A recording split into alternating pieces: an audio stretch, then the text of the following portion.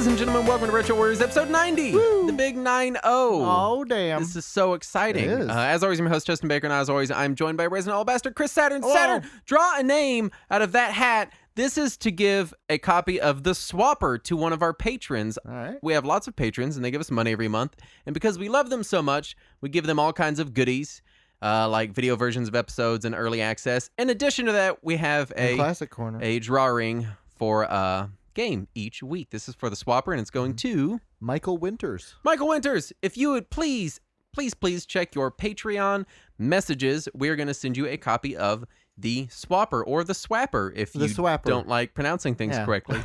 Someone out there doesn't like doing it, and so they call it the Swapper. Yeah. So I really hope you enjoy your copy of the Swapper. And if you check us out on Patreon at patreon.com/retrowarriors, you can hear things like our spinoff show, Classic Corner, where Andrew had to play E.T. and Fester's Quest.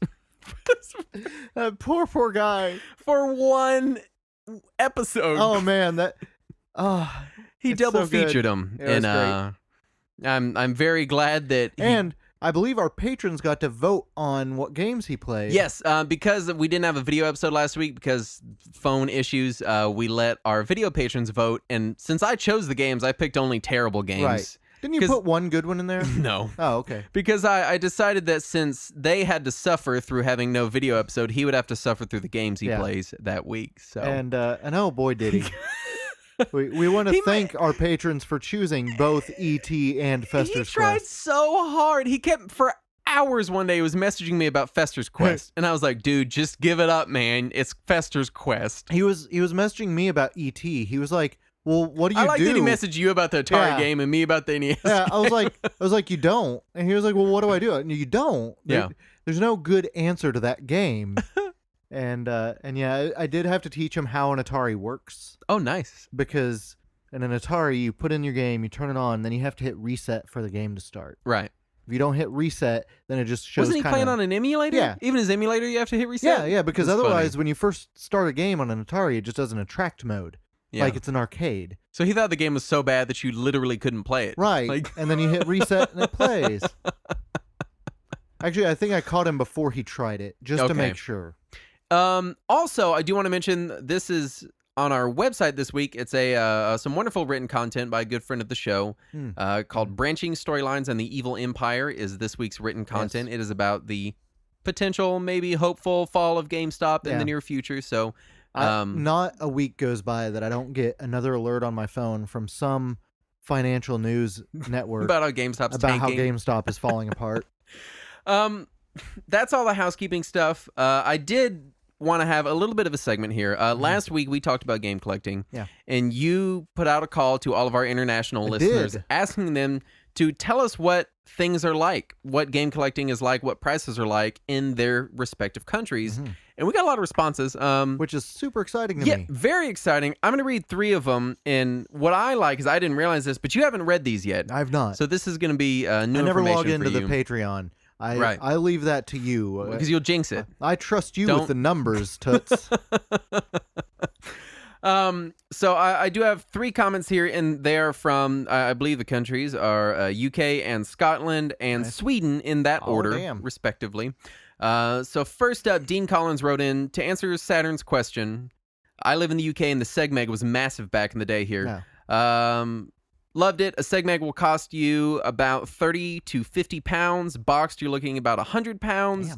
Games have been around 5 to 10 pounds until recently. Used to collect, but it's getting silly now. I bought all the $5 games I wanted, carried on. I was looking for $30 to $50 per game, and I'm just not into it that much. I don't blame you. Yeah. SegMeg add-ons are ridiculously priced, so I never bothered. Sega Saturn is still pretty cheap for the console, but the games are rare as fuck, not too different from here. Yeah. Especially ones with tidy cases. Yeah. Tidy being UK speak for nice. Yeah. Because we've never heard that word before. Sorry, I just had to pick on you. I'm sorry. Let's see. I was at a flea market the other week, and this woman priced all her stock as eBay prices, refused to budge one bit. Quote, well, I can get 20,000 pounds for a boxed Sonic 2 on eBay.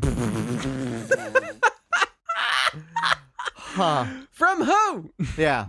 I've never looked in the Dreamcast. Nintendo is silly priced. UK, admittedly, were more computer-based. Amiga ruled the roost over here, and they're stupid expensive.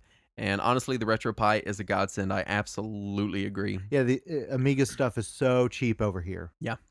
Because even though Commodore, who made the Amiga, was an American company, I don't know if they still were by then. I know they moved to Europe at one point, but despite the fact that they were an American company, the Amiga tanked so hard over here. Oh, yeah.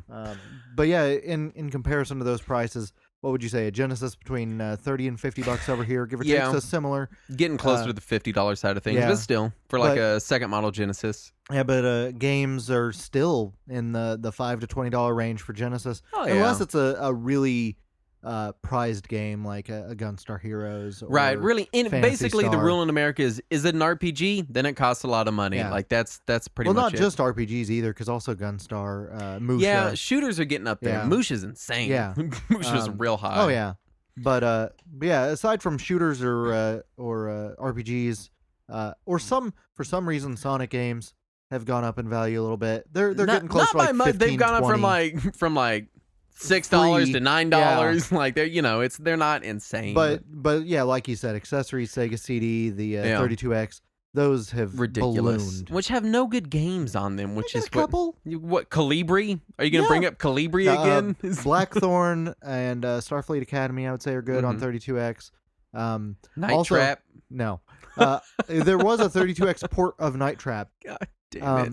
There's also Knuckles Chaotix, or as Knuckles Chowtix. Yeah, as a friend of mine always called it, Chowtix. But it's not a word. Maybe he's right. I don't know. But on the Sega CD, there's a handful of good games. There's Lunar games. There's Popful Mail. There's Vi. There's Sonic CD. But Lunar you can get elsewhere. Popful Mail, can't you get Popful Mail elsewhere? No, not the versions of Lunar and Popful Mail that are on other systems. They're exclusive. Are drastically different games or not in English. I did not know that. Yeah, which we did a Sega CD episode. I know I'm ragging on it, but I enjoyed my time with the Sega CD very much. If nothing else, there's Sylpheed. Just go back to Sylpheed. There you go. Next up is our good friend Dougie McGee. Yay. He says, I'll pick up where Dean left off. Dreamcast is about 40 pounds, 50 USD around here. More with games. Games are still cheap, usually 5 to 20 quid. I bought 2 Mega Drives plus 6 controllers for 30 pounds a couple of months ago. A Saturn is 40 to 70 pounds. He translated to 87.50 USD, chipped and region free, 40 to 70 pounds. That's really good. Yeah, that's pretty good. SNES is over 100 pounds at all times. Basically, yeah, that's the same here. Boxed with games can be upwards of 300. NES, on the other hand, is cheaper. You can get one for about 60 pounds, cleaned and tested with all wires. Wasn't as popular here as in the States. Like Dean said, Amiga, Atari ST, Amstrad, Spectrum, C64, and BBC Micro ruled the roost, and our nostalgia is based a lot on these systems. Sega's still cheap. Even the Nomad is often sold with games for under 100 pounds. Damn. 125 USD. Games are PALs, so like I've said many times, are inferior, and I tend to buy international. Yeah. Don't blame you there. No. I've got a friend who still has 4 Atari STs. And she refuses to sell them because she's afraid one of them will die. Right. And then she won't be then able she to won't play. have an Atari ST. Then she won't be able to play Chips Challenge. I love Chips Challenge. Yeah. I played the Windows 3.1 port, though. Nice. And I love Chips Challenge. Game, we're doing Xbox 360 games at 5 games for £5 at Xmas over here. Nice. Modded Xbox original with a 1 terabyte hard drive.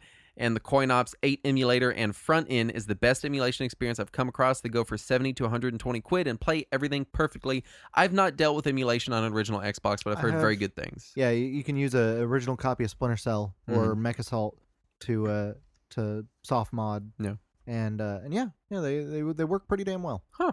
Yeah. Interesting. Last up is Anders Dalkvist. Nice. So Sweden is not like other European countries. No, it is not. In that this was definitely Nintendo's turf. This is thanks to a Swedish company. I never knew this. This was very interesting to me. This is thanks to a Swedish company called Bergsala that became Nintendo's distributor back in '87 with the Game & Watch and remained Nintendo's oldest partner outside of Japan. I tried to look up Sega versus Nintendo sales in the 8 and 16-bit era. Only info I found was on a forum where they said NES outsold the Sega Master System 9-2. SNES outsold Mega Drive 2-1, but I don't know how accurate those numbers are. All I know for sure is that in my age group in school, there was only one kid who had a Master System, and when we went to his house one time, we were all like, "What's wrong with your Nintendo?" Yeah, that is exactly the American experience of a Master System. Out of a class of 30 students, one kid would be like, "I've got the Sega." What's the Sega? Do you need to see a doctor? Yeah. Anyway, the nostalgia for old games, and especially Nintendo, is pretty big, so prices keep going up. There are people who go to other European countries and buy up video game stuff where it's cheaper and then sell it here for a profit. I had a quick look at Sega stuff on our biggest auction site called Tradera, and if you're lucky, you can snag a Master System for $40. Games seem to start at $6. Mega Drive for $50. Games start at $5 and end up at $750 for Death and Return of Superman. Of course. Which he says, I guess, is a rare game. Yeah, it's rarer in Europe than it is here, but it is rare. Dreamcast with no games go for $85 and up, and games start at $7. That's high for Dreamcast. That is. I remember when both EB and GameStop here in the States sold Dreamcasts for $12.99. I've got 2 for free. Yeah. It's like I remember we had these shitty generic orange boxes that just had Dreamcast on them, and we just jam a Dreamcast, a controller, and a power and video cable in there. $12.99, and every 6 weeks we'd end up with 20 of them, so we'd bundle Sonic Adventure or Power Stone or something, Crazy and make Taxi. it just $20 for the lot. Just take it out of the store. Neo Geo Pocket Color was around the same time when it was doing the same stuff. They sold it in blister packs, man. It was like, here's a system, it's 6 games for $20. Please buy it. Please take it. Yeah. I feel so dumb for not buying it back then. I did. I bought 2. I know. I got one now. And by the way, there is a U.S. Ninja Gaiden trilogy in mint condition on Tradera, listed at $1,055 in case Saturn wants it. So Saturn, if you ever go to Sweden and you're looking for a copy of Ninja Gaiden Trilogy. I am thankful for the information, but I will respectfully pass on that. I don't think there's any. I don't have any news for this week. Did you have anything? No. Which is weird because last week was so heavy, and then this week nothing. I got this controller. Yes. So I guess we can move on into our weeks. I really have basically nothing. I've been kind of taking a break from games for a week. I do it from time to time. I'm not sick. I'm not dying. I swear. I just haven't played anything this week. No, I went up to Fry's Electronics, which for people who do not live in the southern U.S., Fry's is the it's like an oversized garbage hole Radio Shack. Yeah. That's the correct description. It's like if Radio Shack, you know how there's Walmarts and then there's Super Walmarts? If there were Super Radio Shacks, it would be Fry's. Yeah, if a Super Radio Shack ate a Best Buy and then nobody cleaned it for 15 years. Yeah. That's Fry's. I do love Fry's. And all of the staff at Fry's don't speak your language. No matter what language you speak, they don't speak that. It's a genetic mutation they've developed. Like I was talking to a gentleman at Fry's who I'm pretty sure was a first-generation immigrant from India or possibly the Middle East. I'm not sure. But somebody else came up and started speaking Hindi to him, and suddenly he only spoke English. And he turned to me like I could help him. Yeah. And I'm like, no, I can't help you now. Well, what he was trying to do was pass his powers on to you. If you had tried, you could have spoken Hindi in that moment. That was your chance. But it would have been the only thing you could speak. This show would have been weird. Yeah, it would have been very strange. No, but I went up there and they had the 8-bit-do. That's the NES 30 Pro controller. Yes. Yeah. And I went up there because they had the Bluetooth adapter that lets you use any of their controllers on an NES. Right. And they had a coupon in their email circular, which I normally immediately destroy my email account if they get it. Right. But I just you should. Right. But I just happened to look in there and they had the Bluetooth adapter for $10 off, and I was like, oh, I should see how much that makes it. And so I got talked into going to Fry's. Right. And I went up there and just immediate regret as soon as you walk in there. Yeah. And they had it for $25, which is $10 more than Amazon. So their coupon brought it down to Amazon price. Right. And I was like, no thanks. But then I saw they had an in-store promotion where if you bought the controller, you got an additional $10 off. And they had an open box controller for $29, so went ahead and picked up the NES 30 Pro and the Bluetooth adapter, and I hooked it up to my NES. Actually, first I hooked it up to the Retron. Of course, yeah. Because that was already there. And I played some Adventure Island 2, and it worked great. And then I've tried it on my actual NES, and it still worked great. So it was really exciting to use a legit wireless controller on the original NES, and it works great. and it felt pretty decent. I also pulled out my my SNES 30 8-bit Do controller, and that worked great on it. So really happy with it. So my complaint with that controller, and I've held it for seconds, is one, the buttons are very clicky. Yes, and they're also tiny. And the whole controller is rather small. Now, that said, it doesn't feel uncomfortable in any way, and I've not played anything, and this is not me judging it. It feels way better than Hyperkin's X91 controller. Oh, God. I don't know what Hyperkin is doing to controllers. I love their products, but whoever's designing their controllers, would you please fucking stop it? Just fucking stop. Get another job. You're not good at that. Just stop making them. Yes.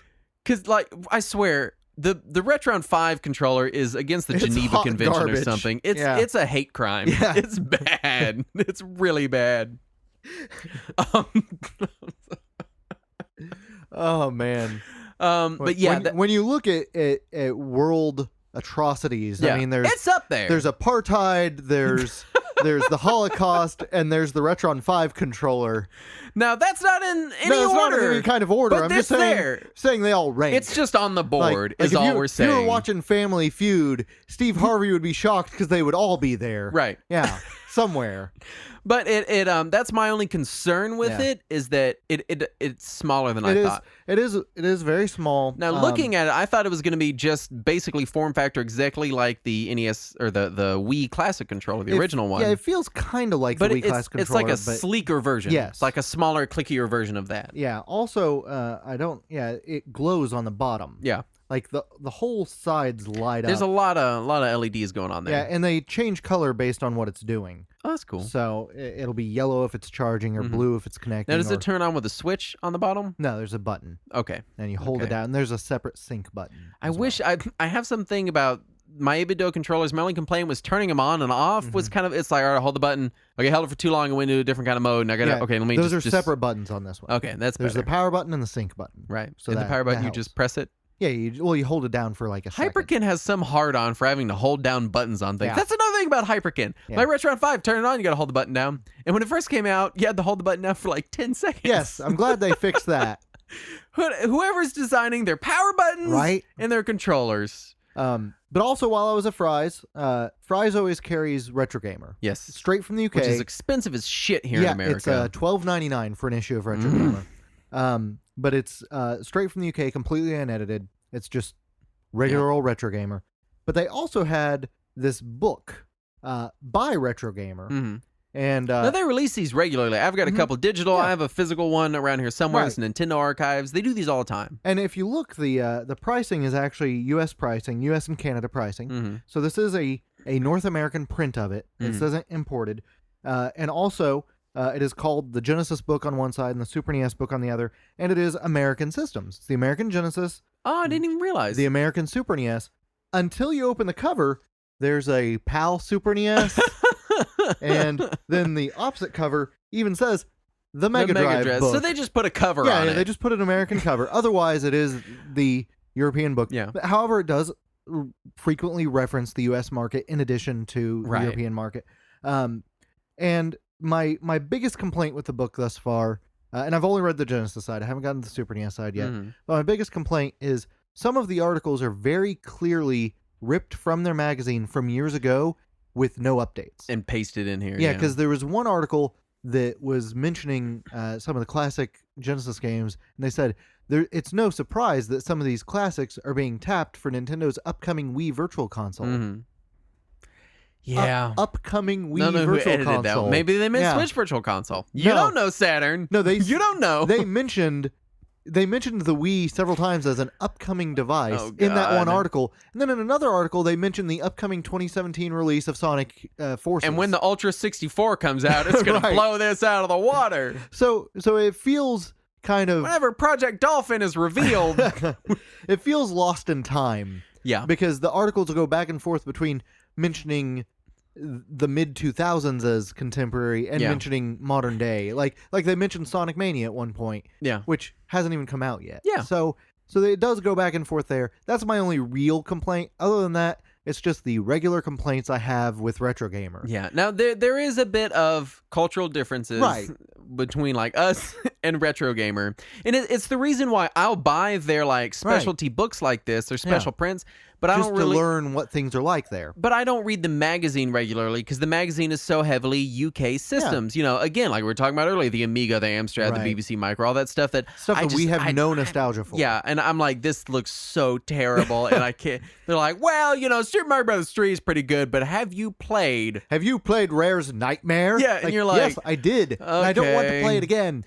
And but it's you know, because of that, I won't read the regular magazine. But I did pick up an issue of the magazine when I bought this too, just because I had similarly in that same email a coupon 50% off all magazines. I'm like, well, it's time to buy some Retro Gamer. I need to be going to Fry's. Nearest Fry's is what, Arlington? Irving or Arlington? That's 2 hours away from me. That's fine. That's fine. So I'm reading through it, and frequently they'll mention like, oh, the Mega Drive, a clearly superior platform, and I'm like, calm down there, Retro Gamer. Burn. Yeah. It has Altered Beast. And they're like, and you can tell from the color depth and the speed of processing. I'm like, calm down there, Retro Gamer. Next up, blast processing. Yeah. Why does it kick Nintendo's ass so hard? They did acknowledge that blast processing was completely a marketing term and did not exist. So I acknowledge, I give them credit for that. Yeah.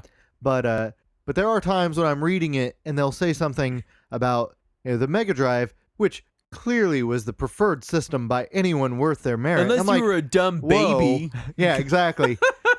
But I haven't gotten to the Super NES side, so maybe the Super NES side gives a little more credit where credit is due. Maybe the Super NES side is just the exact same, but the opposite. Right. And they just see it, you know. Way better than the inferior, shitty Mega Drive. Yeah. So, I don't know. I'll get to that part when I get there. But, there were a couple times where reading it, I'm like, calm down with the rhetoric, guys. Yeah. It's been 30 years. The console wars are over. Not at Retro Gamer headquarters. I know, right? So when you look at them objectively, they both have pros and cons. Right. And the Genesis's Pro is not amazing horsepower. Let's be fair. So the Genesis Pro is clearly Altered Beast. That's They did knock Altered Beast, and I appreciated that. Yes. Also, our main topic this week knocked Altered Beast, and it made me feel so great. We now, because of one shitty iTunes review, we now have a vendetta, a blood feud against Altered Beast in all forms. Yeah, it's so great. I kind of liked Altered Beast until that happened. I don't even hate Altered Beast. I'm just like, it's an overrated game, but it's still fun to play every now and then. This week's topic, we are talking Game Center CX. Yes. I'm very excited about this topic. It has been a long time coming. It's been on our list for a very long time. Yes. But to get us in the mood, video viewers may notice that there's a huge pile of shit on this table. Yeah. Saturn, you brought Japanese candy. Yeah, see, I was watching Game Center this week, and I saw him at some arcade that was also a candy store. And he was just like buying random candies, and I was like, "Nah, I need Japanese candies." So we used to have a segment where every week we ate Japanese candy on the show and discussed it. It was just spawned by that shitty Dracula X drink. That German energy drink. It tasted like piss. It tasted like awful. It tasted like regret. So you've brought us some beverages and some snacks. Beverages. The beverage you brought. Yeah. Is some Calpico mini strawberry from Calpiss. The brand is Calpiss. Yeah. They're these little tiny white bottles of beverage. Now, Calpico had 4 different varieties at I was at Daiso, which is a Japanese store. I brought Calpico Mini because I thought that was the most we could get through. You brought yogurty flavor, which is all of them were yogurty flavor. All Calpico is yogurty flavor. They had carbonated yogurty soda. Oh god, there's straws. Oh, Saturn, there's straws. I thought that was too much for us, so I got these Calpico Minis. I thought maybe this would be a little more manageable, a little more palatable. Here's your straw. Yeah, so Pablo is gonna love this episode. Yeah, Pablo, I'm sorry, we're gonna open things and eat and drink on the show. Yeah, so we're just gonna be munching in front of the microphone. So just these are Capri Sun straws. No, they're not. They're not long enough. They're pointed the same as Capri Sun. They might be like high C straws. High C straws bend. I know my straws, Saturn. I'm sorry. Okay, so this is a yogurty drink. Do I shake it? I don't know. It says non-carbonated. I'm just gonna give it like a little tilt. Yeah, there was a carbonated version in a can or in a bottle, or this version, the non-carbonated in a bottle, or this one. All right, you ready for some Calpico mini Not frise? at all. I can't pierce the lid. I tried to Capri Sun the lid. That did not work. I'm gonna have to actually peel it off. Oh God, this is gonna go badly. You're gonna get Calpico all over you. It's gonna look like I'm gonna get Calpis everywhere. All right, I'm excited for this. No, that doesn't work either. Okay, just you here. Take mine. All right, and then I will put that straw into that one, and this is turning into way more of an ordeal. You're the Capri Sun master here. Than I meant for it to be. There you go. Hey. There we go. All right. Down the hatch with some Calpico. Here's some Calpis. Whoa. Mine popped back up. I gotta say, I was expecting the worst, and I just got like a 4 out of 10. It's like Nesquik and yogurt and water. Yeah. Only with a not quite carbonated, but definitely air sealed. Now, to go with our beverage here, now we have other snacks. I think we'll get into them maybe throughout the show. But I'm curious about these ones. Cubits. These are Q-Bits. Mm-hmm. It's a blue plastic bag, and on the front, they're little squares. I believe it's a cookie. It's either a cookie or they're little licorice cubes. They're licorice cubes. This is the biggest fail segment ever. I can't tell. And I can't get into the bag either. Son of a bitch. We should have brought a knife or something. Come on, Japan. Let's fucking bite it. I can't even bite it. It's like I yank my tooth out of my head. Okay, here it goes. Hold on, I got it. All right. This is. Oh no, I don't. Oh yeah, I do. All right, here we go. We got to the precious Cubits inside. All right, these are just wafer cookies. Saturn, there's your Cubit. All right. I'm trying to remember. There's no English on this whole package. There's a sticker with some English. Description: wafer. All right. You've got your finger over a sticker that's in English. No. These are just wafer cookies. Yeah. Which are good. Yeah. And we will finish this bag after the show. I'm absolutely certain. All right, last thing before we get into Game Center CX. Okay. This is not in any kind of English. It is a Glica cookie. You brought us this cookie that has this little boy on it. This scary little child. Looks like something out of a horror movie. And that's why you bought it. Yes. It's made by Glico, the same company that makes Pocky. Yeah. There's a package of Glico boy cookies. They look like vanilla Oreos. Yeah.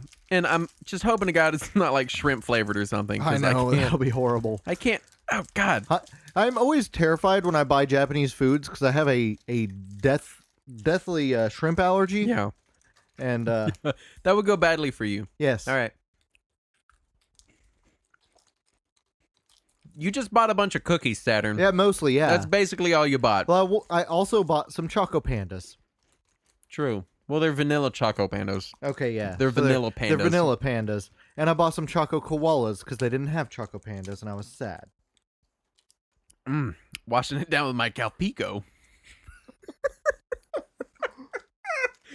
This is these are all good. I feel like we've eaten some real garbage food on the show. This is the most bland cookie I've ever had. Yeah, it's just like cookie flavored cookie. Yeah. Like that. That's basically the whole thing. It's not like a sugar cookie.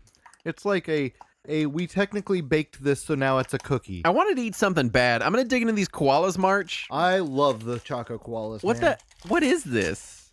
They're just little. Have you never had Choco Pandas? No. Oh my God, this is terrifying. This looks like an enemy from Guardian Legend. Like I've killed some of these before. Oh my God. They are amazing. These are full of fudge. Yes. Fuck you. I'm eating these ones. Yes. The Choco Koalas are amazing. Oh man. Gotta give me some Calpico in on that. The Choco Pandas are the same, but they're pandas. Right. But I got vanilla panda, so instead of being filled with fudge, they're filled with some vanilla cream. Right. But yeah. All right. Well, now my mouth is a Choco Panda coated in sugar and yogurty flavor beverage. Yeah. Let's talk Game Center CX. Only thing we need now is cooling pads for our heads. Just stick on there. Which I want to start with a note about scope. This show has 22 seasons and is still going, and a movie, and an album, and 2 video games, video game collection on Wii. No, there's 3 video games. There's one on the 3DS. Oh my God. 3 video games. It's been going on for forever. Yeah. This show is massive. There is no way we're going to do it any kind of justice in the 40 minutes we have remaining on the show. It would be like if we were trying to do a episode about Nintendo. Right. It's just massive. But I wanted to do an episode on the show. Cookies, by the way. Yeah, go for it. Pablo's got to edit all the chewing out. Yeah. Pablo, if I hear one chew, he's gonna. Good luck, Pablo. He's gonna make him super loud now. Yeah. At this point, listening through the episode, Pablo has already gouged out his ears. But it's just a massive topic. If you gather nothing else from tonight, then know this: watch the show. Yeah. It's a great show. Really, honestly, do watch it. A lot of this for me is also from memory. I did not rewatch hundreds of hours of footage to refresh myself on all of it. What? You didn't watch the entire series in a binge this I was week? going to try to watch 22 seasons in a movie of a show in 5 days, but I ran out of time, What is wrong with you, sir? But let's get into it. Game Center CX. Uh-huh. The first point that I want to talk about is no, it is not a Let's Play. No. Because when I first got introduced to Game Center CX, it was under the guise of the horrible Kotaku US version, which we'll get into later. But I immediately looked it up and I was like, oh, it's just a guy playing games. It's a Let's Play. It's just an official Japanese Let's Play. This is dumb. It is not that at all. The show has so much more charm and so much more depth than that. Right. The website that I frequent and that I've learned is not dead. I thought it was, but it's not dead. Is SAGCCX, which is something awful. GCCX. It's their website where they release their subs because we can only get the show in bootleg form here in America. Well, for any number of good reasons. Right. Yeah. Right. Yeah, for sure. Nobody wants to pay all those companies the rights to be able to distribute that over here. I mean, it's basically a U.S. release for that in intact form is doomed. Yeah. Like, you're not going to get one of the segments. But they describe it as it's Top Gear, but with video games, which I think it's a pretty apt accurate description. The show itself stars Game the Master, Chief. Yeah, the Chief. Yeah, the Chief, RNO. And he's a middle-aged. They keep saying he's middle-aged. He just hit 40. Like he wasn't middle-aged when he started the show. One of the first episodes, they celebrate his. It wasn't like the 11th or 12th episode. They celebrate his 34th birthday. Yeah, and they're like, "Oh, this middle-aged man." I'm like, "Huh? I'm 34." What? Anyway, they have him. He's part of a comedy duo in Japan, which in Japan, comedy is very different. Not only comedic styling, but comedic acts. Right. And duos are a big thing, and slapstick is a big thing over there, and he's part of a comedy duo. Right. And he comes in and sits in the studio space, and they give him these game challenges. Yeah. So right off the bat... And often it's games he hasn't played before. Right. Like what we do to Andrew. Right. It's basically what we do to Andrew. Yeah. But we don't sit there and watch him do it for 13 hours and make fun of him. Yeah.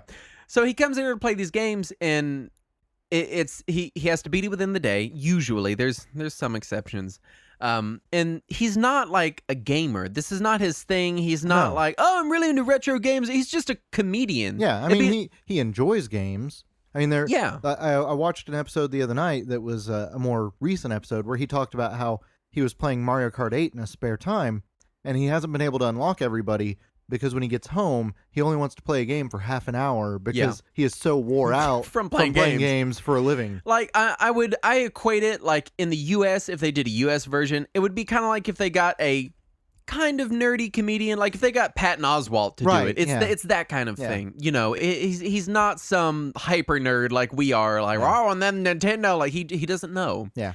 And they sit him down in this room and they make him play these games and eat these snacks that fans send in. Yeah. And it's great because he's struggling through them, but what's exciting about it is the sense of accomplishment and tension that builds throughout the show because he's in the room, and on the other side of the room is a whole row of producers and directors, cast members, and so you get an interaction that you don't see in like YouTube Let's Plays and stuff, where he has an audience to play off of that interacts with him. Also, there's this beautifully overdramatic music. Oh yeah, that constantly springs in.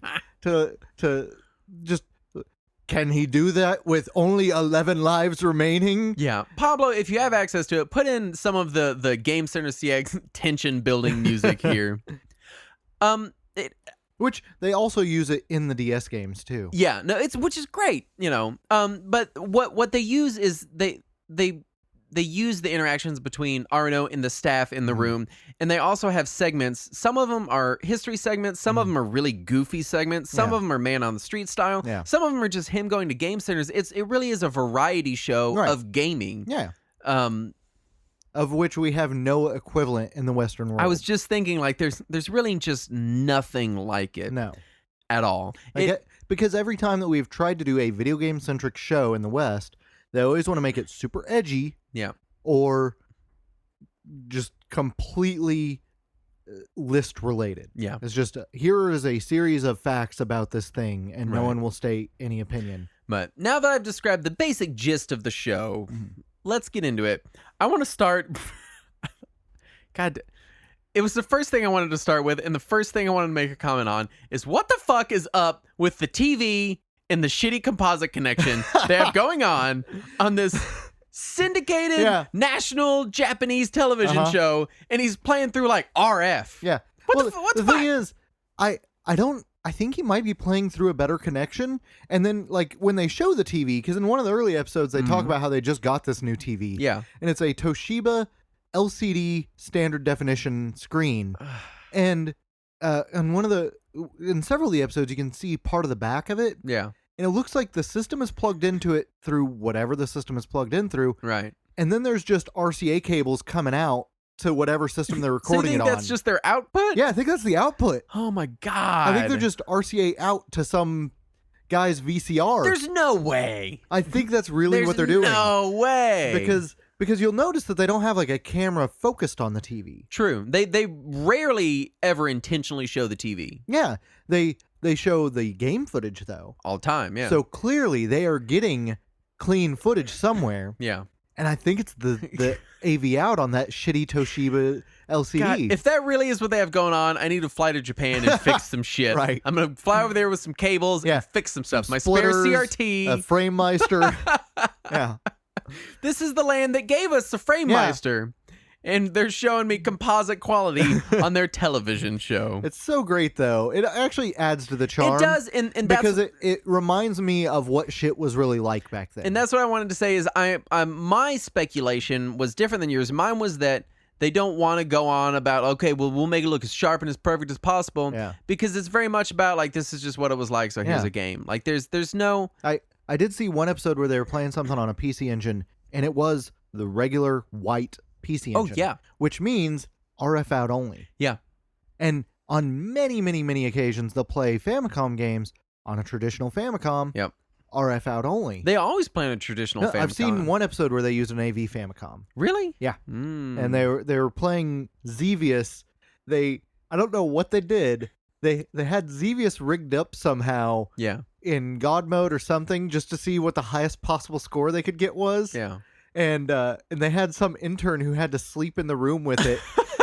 And 2 days in, it's the score counter's about to roll over, and he's getting really excited. And like you see him like lean up and stare at it, and it's at like 7 digits worth of nines. Yeah. And then it flips over, and it's A and a bunch of zeros, and he just goes, "Oh, it's letters," and he goes back to sleep.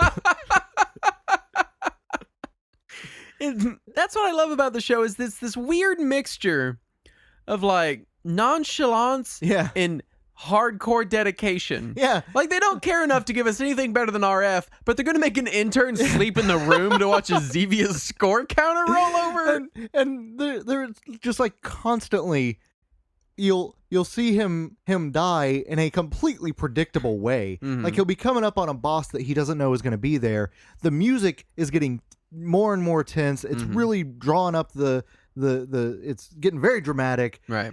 Everything is exciting. You can tell everyone in the room knows it's coming, except for Arino, and then he dies in just like not even no tension at all in him dying. He just walks in, dies, done. Yeah. And then he looks at the camera and says, "Oh, I died," and everyone laughs.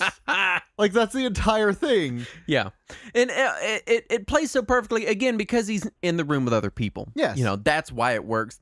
And his sense of wonder and excitement for everything is, because, again, he doesn't know these games. He plays them, but whereas someone might play a game and be like, oh, look, it's a bigger bad guy. He's always like, whoa, look how big that guy is. Oh, man, look at this. Like, he's excited about look these how games. fast Mario moves now.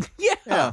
Like, he gets excited about games in a way that I haven't gotten excited about in decades. Yeah. And I'm only 30. Right. You know, like, I wish I could play games like that. And that's another thing that makes it so enjoyable. And it's such a far cry from, like, YouTubers and everyone being cynical, and like that's the cool thing, is to be sarcastic and cynical. And I think part of that is kind of Japanese sensibilities a little bit. Like, sarcasm doesn't play well in Japan. It's not really like, it's practically an American pastime. Right. But it's just kind of rude over there a lot of the time. And maybe that's where it comes from, but the dude just seems, he has his down moments where he's just getting his ass kicked by a game, but he just seems so excited to play these games. Yeah, and he feels more genuine than almost any YouTube celebrity that I've seen. Absolutely. I mean, you really feel like you're getting raw Arno whenever he's getting excited about something, or when he is getting upset or disappointed about something. Yeah.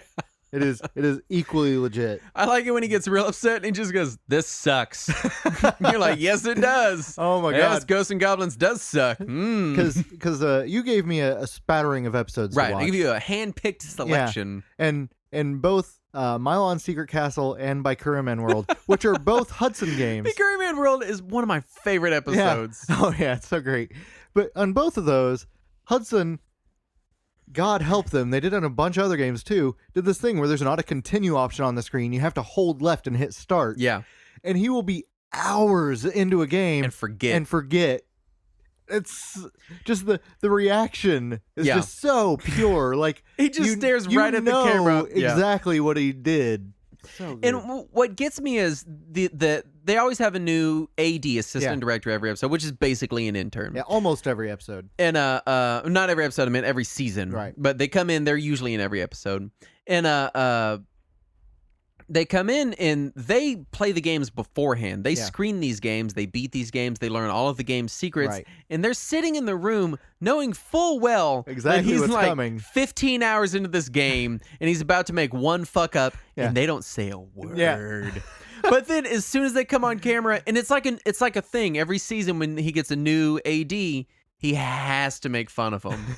They walk on camera and he immediately starts tearing them apart. I think my favorite staff interaction that I've seen so far was on the Super Mario Land episode. Yeah. You said you hadn't seen that one yet, right? I started it earlier today, but then Harper woke up, so I'd end it. His scriptwriter didn't have the script in time for the episode, so he just kind of winged it at the beginning. Yeah. And then he spends the whole rest of the episode bitching about how he still doesn't have his script and what will happen first. Will he finish the game or get his script? Yeah. And I call the scriptwriter at home, and the scriptwriter is like, there's been a problem. He's like, what's the problem? And he's like, I'm trying to find a fax machine to send it in. And everybody starts laughing. And he's like, why are you laughing? And the AD is like, because he emails it every week. Why does he need a fax machine? He's like, hey. And the whole thing is just great. The guy finally gets him the script as he's finished the game. Yeah. So then they go back and pretend like they're recording the intro again. Which, and this is further up on my notes, but we can do it now. It's so much of the show is about the show. Yes. They have moments like that. They have birthdays. They have a constant assistant director jokes, jabs at the producer, behind the scenes stuff, commentary on live events. Yeah.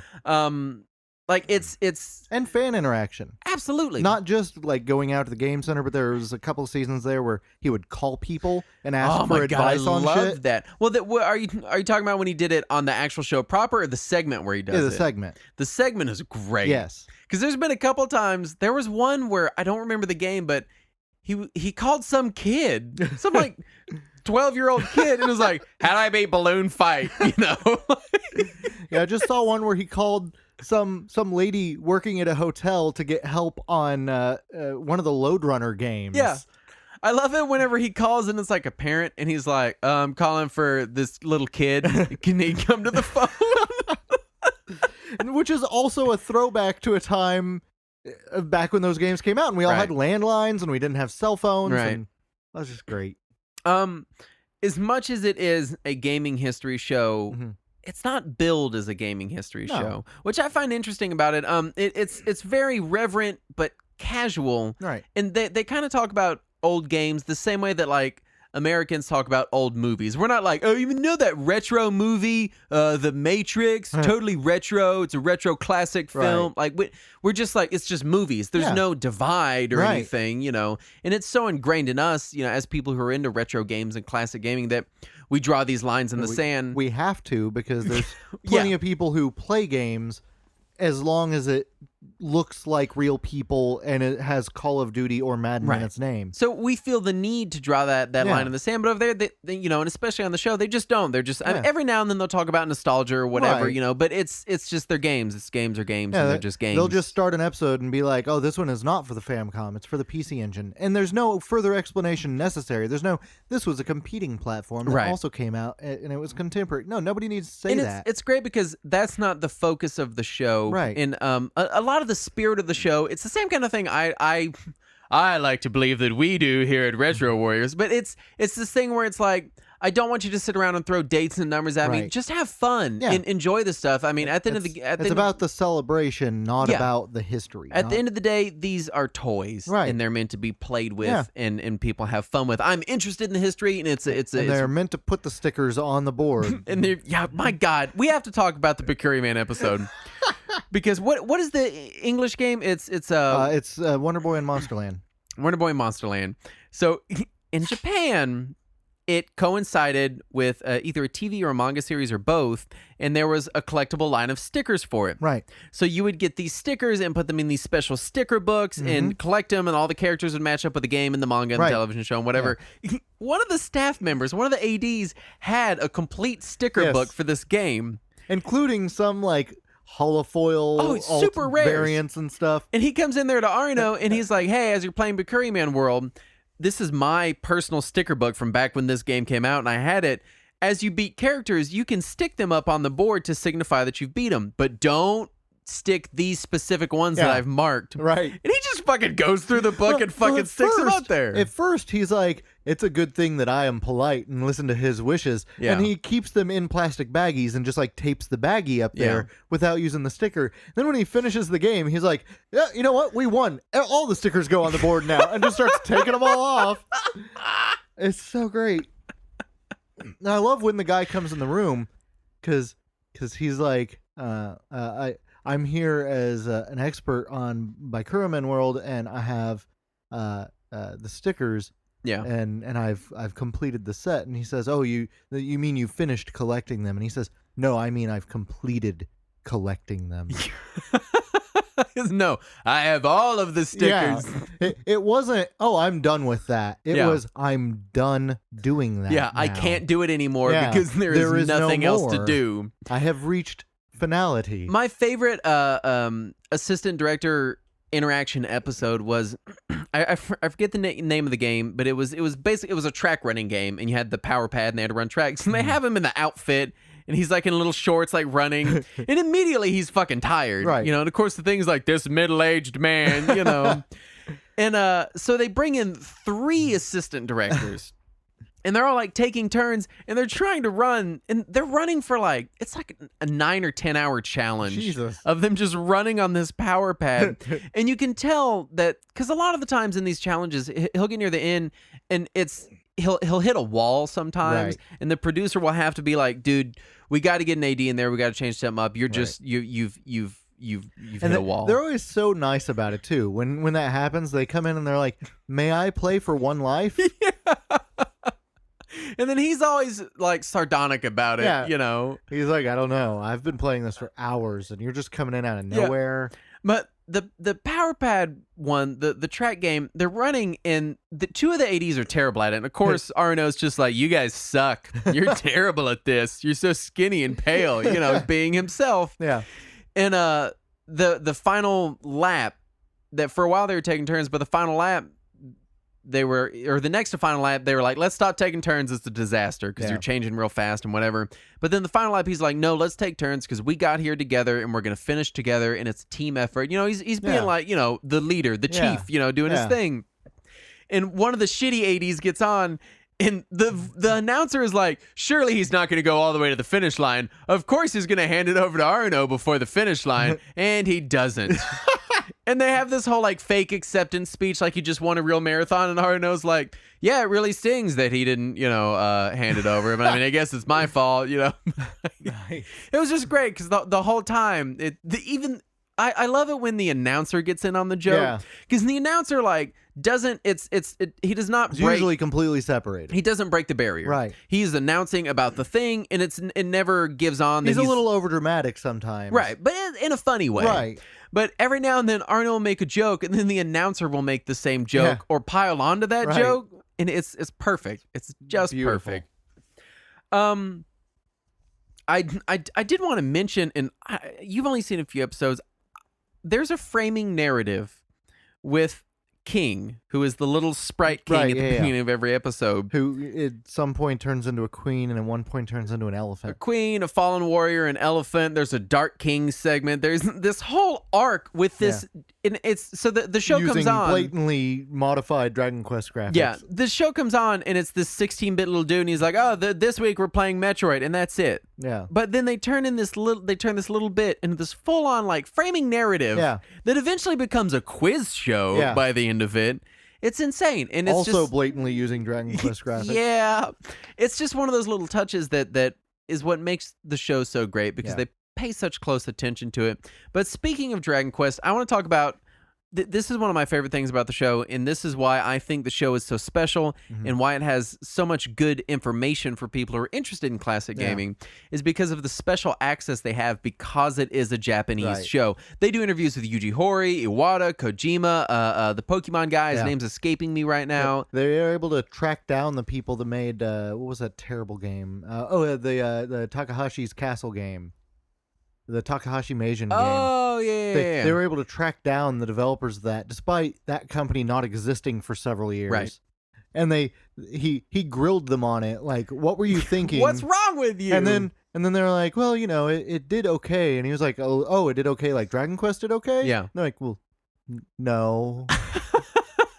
And he goes into these interviews and he honestly doesn't know a ton about video games. And so the interviews are so earnest and honest. It's really refreshing. Did you watch the balloon fight episode with Iwata? No, not yet. Oh my gosh. I've never seen Iwata so casual and candid and open and laughing in an interview.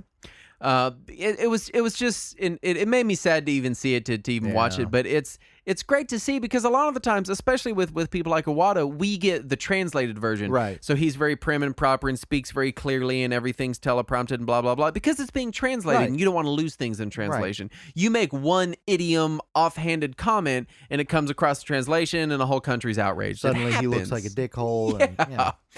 But the interview was just so honest, and it was Arno playing balloon fight and talking to Iwata, who he didn't know Iwata was even showing up. They're just like, hey, Iwata's here. And he's like, oh, Mr. President. That's what he calls him, is Mr. President.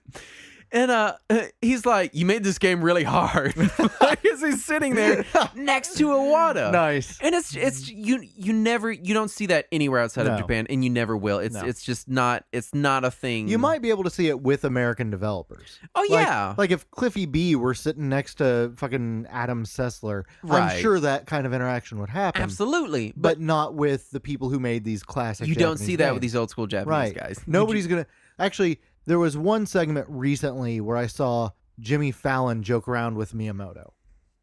Oh, I remember that one. Yeah. But they had Bill Trinan sitting there to translate things. And it was still a little very stilted. scripted. And absolutely. You know, it's fun to see these guys just talking openly and letting loose and having a good time. And it's not something we can get in American media. You know, this is as close as we're going to ever get to that.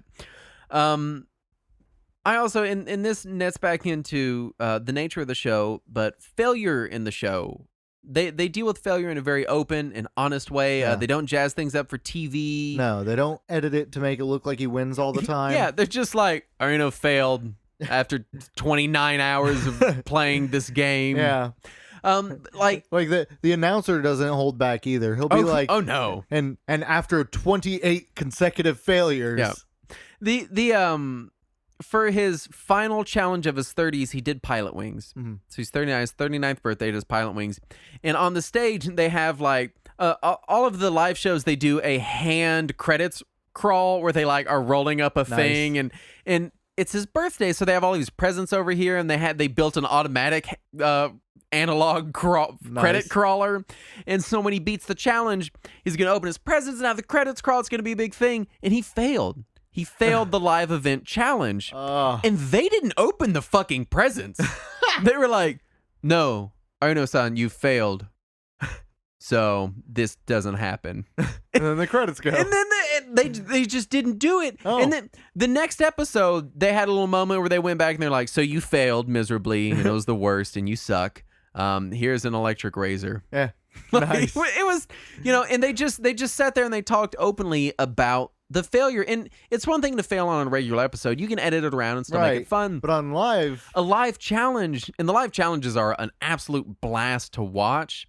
But to watch him fail a live challenge, to imagine sitting in front of a live audience on your birthday and failing a challenge. That's so great. Somehow it does not crush his spirit. Yeah. I don't know how. He always comes back. Yeah. Like you can see he's temporarily disappointed. Right. And then moments later, or definitely by the next episode, does not care anymore. Yeah. Let's talk field trip segments. I want to talk with his trip about first his trip to America, which I don't think you watched. I haven't seen it yet. Well, before just in general, one thing I love about all of his little field trip segments is his just fascination with ticket games. Oh yeah, well, he has more of a passion for ticket games than he does for video games. He goes to America and challenges this woman playing skee ball, and I'm this is from memory. I'm pretty sure she was talking about how like she comes here for her lunch break every day and plays skee ball. So he's like, oh, she's a skee ball guru, like they play it up, he's being goofy, and he challenges her to a game, and he stomps her ass into the dirt.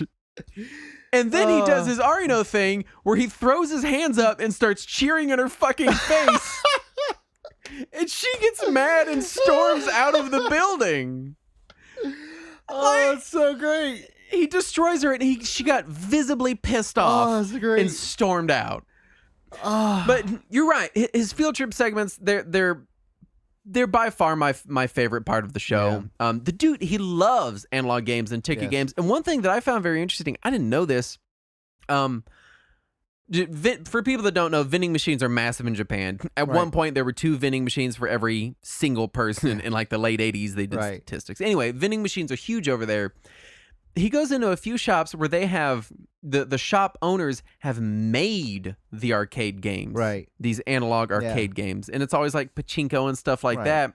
And those are my favorites because they're always swarming with kids. Yeah. Everything's always a prize. Oh, you put a quarter in, you did this. Okay, here's a prize. You have to go to the counter and get your prize. Yeah, and you here's take your your thing. ticket to the counter and you get your candy. It's so. My favorite is one of them that I saw. One, none of the machines worked.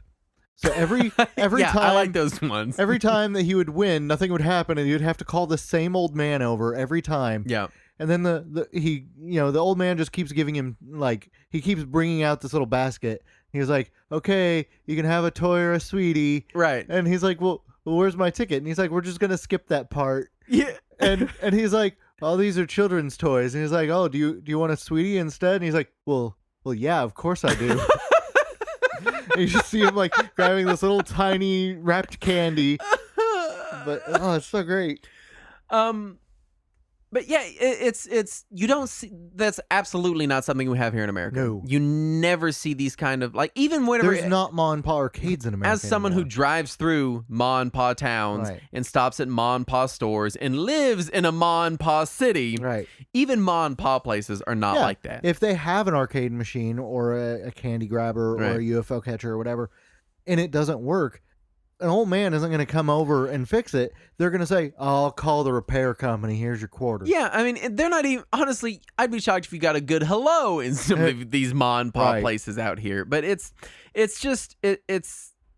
they're real gems, and it really shows them off, and it really shows off, especially what I love seeing is when he interacts with children in these stores. Like, I went into one, and he has this little plastic coin holder where every time he goes to the arcade, the producer's like, "Here's your coins, Arno, don't spend them all." So he has to ration them out per game, and he opens his coin thing, and immediately, like, 15 little hands shoot up, and he's like, "I'm not giving you money.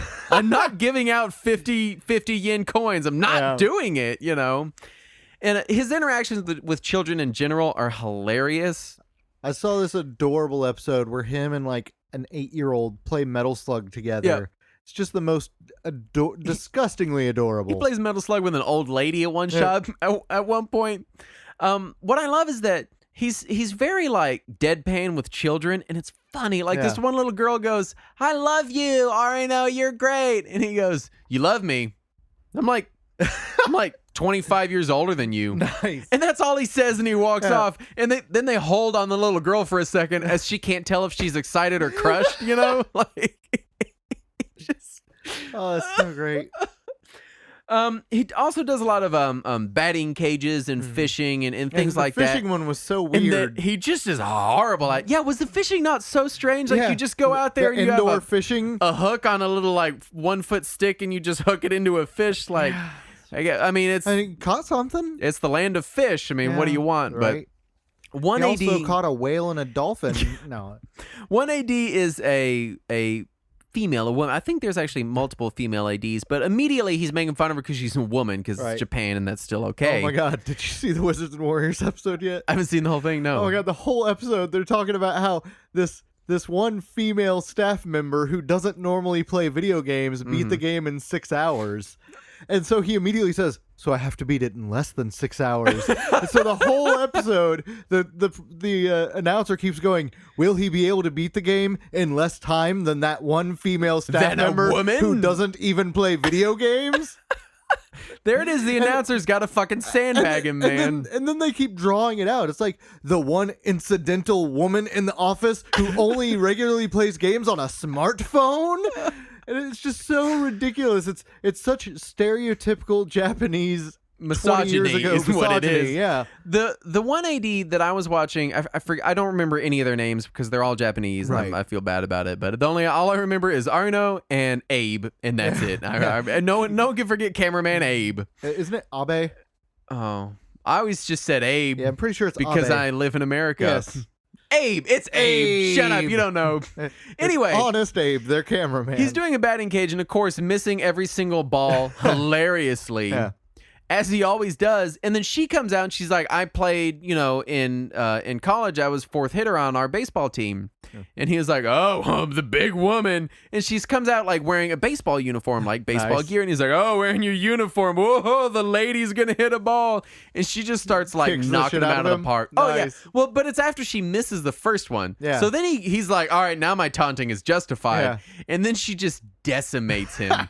Then he tries to go again, misses every ball, and then goes inside and is looking longingly out the window at her as she's just crushing it in the batting cage. Nice. Like the man is an adult 8-year-old. Yes. It's amazing. Have you tried to watch any of Game Center DX? I've watched a little bit of it. Yeah. It's harder to watch. Yeah, I don't enjoy it as much.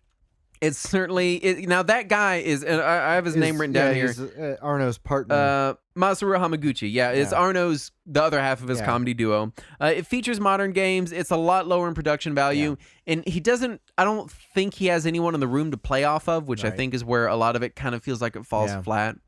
But it's still enjoyable. It's okay. It's enjoyable as like a fun little YouTube thing, right? But it's not Arno, right? And he really is what sells the show, and and I know we've talked a lot about him kind of being a dick to people, but he comes off as so friendly and genuine when he does it, right? And at the same time, he publicly fails shit constantly, all the time. I think it's this. It comes across to me, translated through Something Awful forum members in subtitles. And grain of salt here. It comes across to me as he's rough on everybody, but he's rough on himself too. Right. He's just treating everyone equally bad. Right. Equally terrible, except for women. They're treated a little bit worse than everyone else. Yeah. They probably should work on that. Yeah.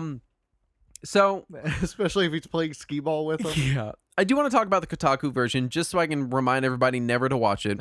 Kotaku did get the rights to release a version in America called Retro Game Master. You may recognize it as also being the name of the only Game Center CX game that has come out here, Retro Game Master on DS. Retro Game Challenge on DS. Still same title. Right, yeah. They brought it to America. They cut out everything except for just gameplay segments. Well, obviously, the Japanese DVD releases also do that. Do they? Yeah. I did not know that. Yeah, I was reading about that. Apparently, the Japanese DVD releases are just the gameplay segments because they don't have the rights to re-air the other footage. That makes sense. Yeah. So the Kotaku version was just a dub of only the announcer for the same content that's on the DVD release. At least according to what I was able to read on even in Japan, you have to get bootlegs to get the real version of the show. If you want to see the original version, you either have to watch it on TV or get bootlegs. And this is one of those things that worries me about this show is because it is so good. Yeah.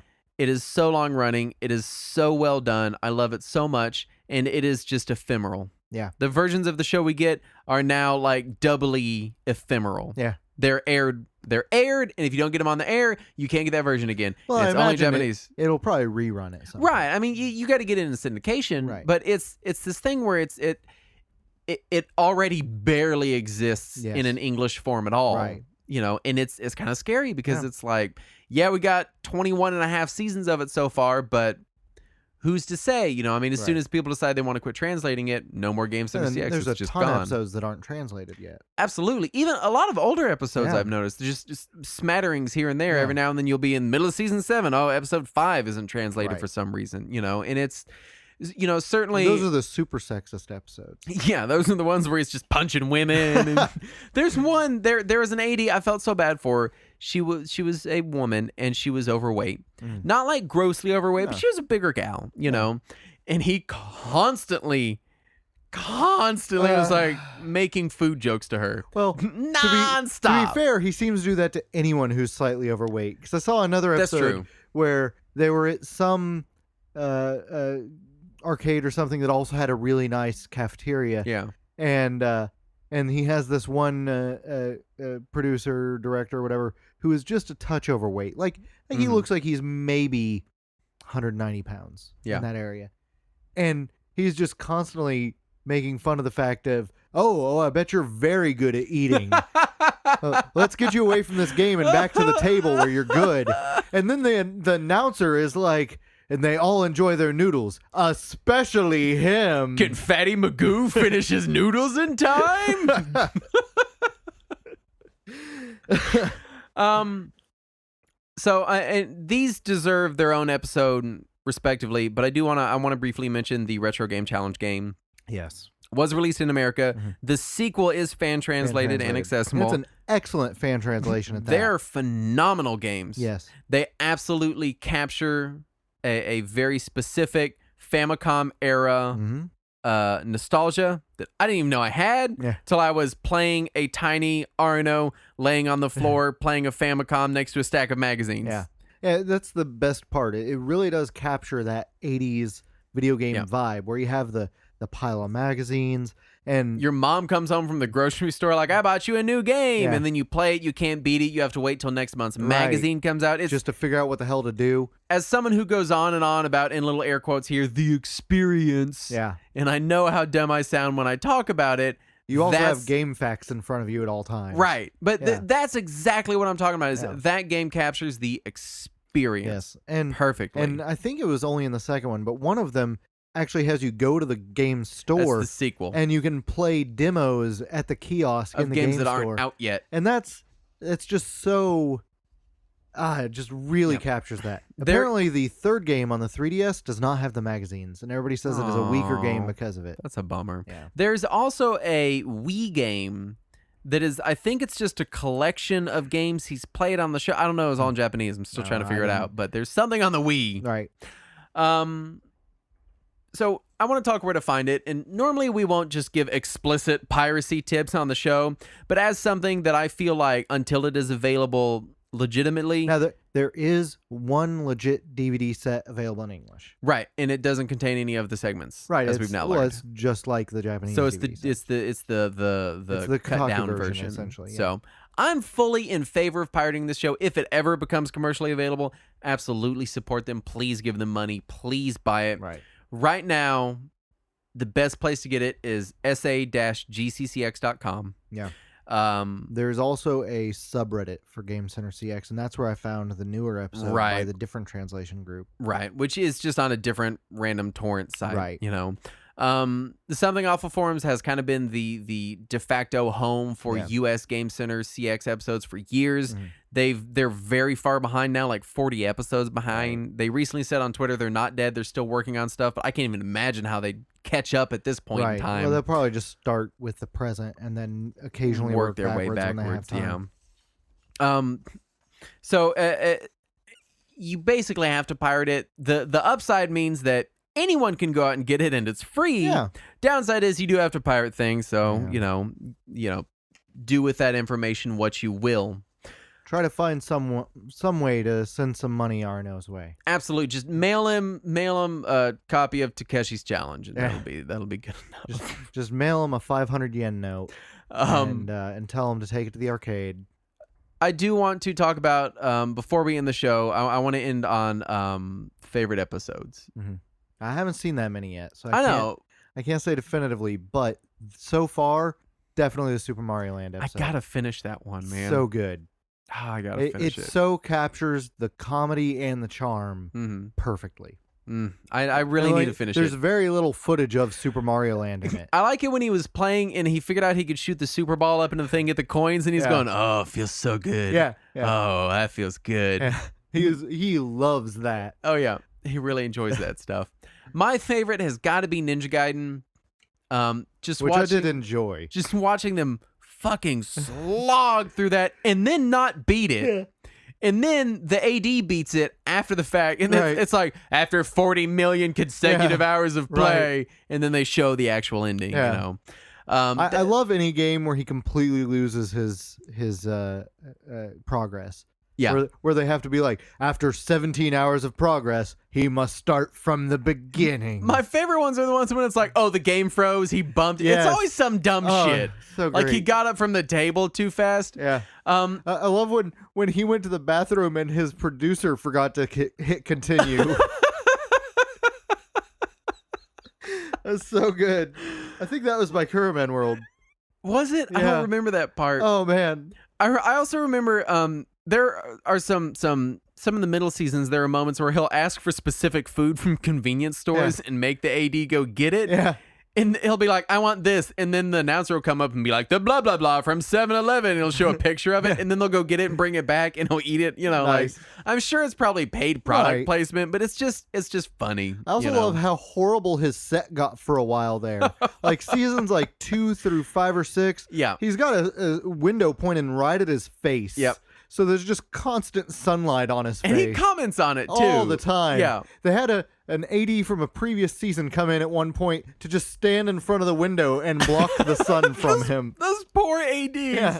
Even when they quit, they're like, we need you to come back and run a 43-mile race and stand in front of a window. Right. Why don't you get a shade? Nope, you got to come back. Nope. We need you here for that. And he stands in front of it for like one full life or something, and then Arno dies and he's like, all right, I gotta go back to my real job now. And like, okay, well, will you close the shades before you go? And he just like looks at him like that was an option. So many good moments. I honestly I wish we could have a whole podcast, just like an actual spin-off podcast just about Game Center CX. We'd do the Talking Dead of Game Center. Yeah, we were able to talk very little about his trips. He does a trip to Vietnam. He goes to Korea at one point. That episode's just across Asia. Those yet. He goes to United States. He goes to a lot of places, and those are really, really fun because he always hits up retro game shops and such, and it's just really enjoyable watching him dig through these old games and finding shit. But I do wish we could cover more of it. Unfortunately, we are mere mortals. Yeah. And we're gonna have to call it quits here for now. Maybe we'll. I'm I would sure like we'll to reference the show again. Absolutely. I would like to do episodes on the games. Obviously, we'll wait a little bit. I don't want to overload everybody on Game Center CX, you know. I hate to take our retro game show and be like, anyway, this Japanese television show. We'll just go home and play Baikura Man World now. And I'm going to put all your stickers on my wall. Yep, there you go. But that is Game Center CX. Absolutely. Please go check the show out because it's free, basically. Yeah. And it's excellent. Even the episodes that are translated officially, commercially, are available for free on the internet. Yeah, so absolutely. So it's not like you can't get them. So if you're against piracy and you're just dead set on watching it, know that the Kotaku versions are very inferior, but they still keep the basic spirit, you know. Yeah, you're just missing some segments. And I saw several bits that were some of the fan translated episodes on some of the fan sites. Yeah. That, like, the fan translation of the Ninja Gaiden episode is only the non-Ninja Gaiden segments, so that you can watch the official one and then see all the segments separately and get the full episode. Right. So luckily, the fan community has pieced it together well enough that it's very easily enjoyable. Oh, yeah. Hundreds of hours of Game Center CX are enjoyable in English with subtitles. Indeed. I want to end on my favorite segment that I've seen on the show so far. It's called Famicom Sniper, and they took a Super Scope and they put a scope on it. Okay. And they do it up like Golgo 13. I don't know if you're a Golgo 13 fan, but they do it up like that. And he has to watch two ADs walk across a busy intersection and exchange a Famicom game with one another like a drug deal through a Super Scope. Nice. And he has to identify the game from like the next building over. Nice. That is pure comedy gold. Yes. And whenever he fails it, because of course he fails naturally, instead of being like failure, they hold a sign into the frame that says too bad that he can't see. So then he's sitting there for a minute, clearly being like, what do I do? And then he like leans forward and looks around the sign and is like, nice. It's fucking great. Oh, it's so good. Thank you, Japan. Yeah. Thank you so much. Oh, it's so good. Anyway, we are going to call that a wrap. Yeah. Please do go check out our version of Game Center CX, which is Classic Corner, which we make Andrew do horrible things and record it.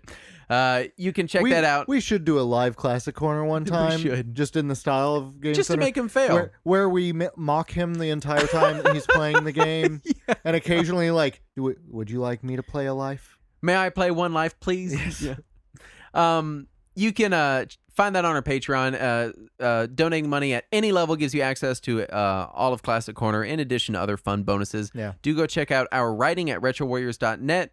And that's it. I think we're done. Next week, I forget what we have on the docket. What is planned is ROM hacks. Yeah. We will see if that actually happens, but hopefully we will be talking Wilford Brimley Battle. Didn't we do an episode about that back when we first got the Retrons? I think so, but Wilford Brimley Battle deserves more attention than that. Anyway, as always, thank you for listening, and let us cling together.